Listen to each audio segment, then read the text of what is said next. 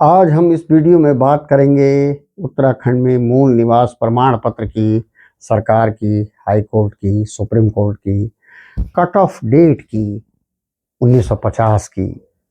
नमस्कार, मैं हूं शीशपाल गोसाई। 9 नवंबर 2000 उत्तराखंड एक नए राज्य के रूप में जन्मा, पर उसी दिन से इस पहाड़ की धड़कनों में एक सवाल गूंजता रहा, कौन है इस राज्य का मूल निवासी? उसकी पहचान कहाँ से शुरू होती है और कहाँ खत्म होती है?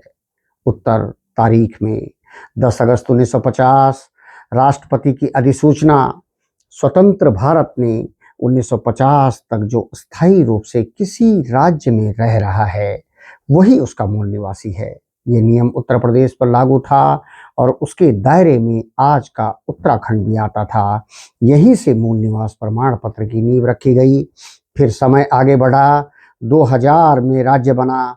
उत्तर प्रदेश में जारी मूल निवास प्रमाण पत्र उत्तराखंड में भी वैध रहे। 2007 में सरकार ने साफ कहा, मूल निवास रखने वालों को स्थायी निवास की जरूरत नहीं, पर जैसे गंगा हरिद्वार पहुंचकर भी शांत नहीं होती, वैसे ही यह बहस 2007 में नहीं रुकी। 2010 में हाई कोर्ट ने 1950 के नियम को सही माना। सुप्रीम कोर्ट ने इस भावना का समर्थन किया, लेकिन 17 अगस्त 2012 नैनीताल हाई कोर्ट ने कहा, 9 नवंबर 2000 से यहाँ रहने वाला भी अधिकार पाएगा। मैदानों के 40 लाख लोगों को राहत, पर पहाड़ में चिंता तेज हो गई थी। इस फैसले के खिलाफ उत्तराखंड के प्रमुख सामाजिक व बीजेपी नेता रविंद्र जुगरान ने सुप्रीम कोर्ट में 2012 के अंत में एसएलपी दाखिल की और 5 मार्च 2013 को सुप्रीम कोर्ट ने हाई कोर्ट का फैसला बदला। अब 1985 कट ऑफ डेट तय हो गई, यानी जो 1985 से यहाँ बस गया वह भी अब स्थायी निवासी हो सकता है। यहीं से पहली बार डेमोग्राफिक कंप्रेशन का डर खुले शब्दों में जन्मा। लोग पूछने लगे, क्या मूल निवास की कमर टूट रही है? फिर समय पलटा। 20 दिसंबर 2023 मुख्यमंत्री पुष्कर सिंह धामी का बड़ा आदेश। 1950 के मूल निवास प्रमाण पत्र धारकों को अब अस्थायी निवास बनाने की जरूरत नहीं, मूल निवास है और रहेगा।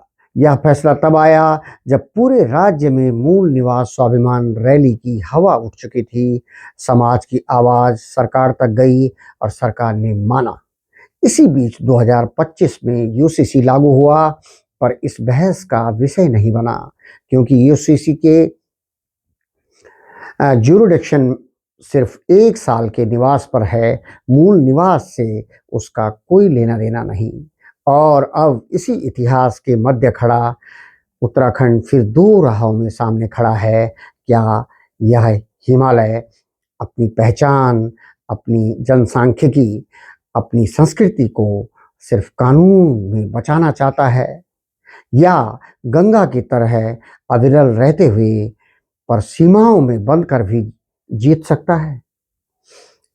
आज इसी कहानी के बीच एक वाक्य सबसे ऊंची आवाज में गूंज रहा है, मूल निवास की कमर टूटी नहीं है, पर यह कहानी बताती है कि इस रीढ़ को तथ्य, तारीखें और कानून ही संभाल सकते हैं, क्योंकि पहाड़ सिर्फ भूगोल नहीं, ये पहचान है।